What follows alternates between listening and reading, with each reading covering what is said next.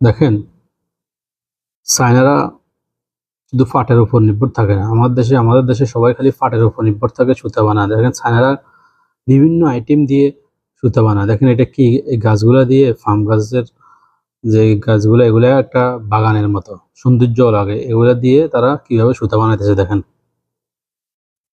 কত প্রসেস করি, কত সুন্দর করে তারা বহুত জিনিস বানাইতেছে এই জিনিসগুলো দিয়ে। আমাদের দেশে শুধু পাট শিল্পর উপর নির্ভর থাকে সুতা বানানি।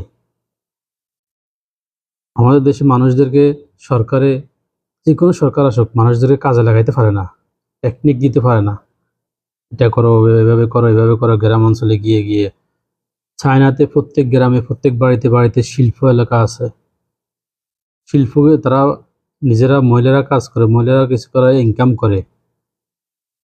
দেখেন তাদের দেশের কি নিয়ে, সব দেশে তাদের দেশে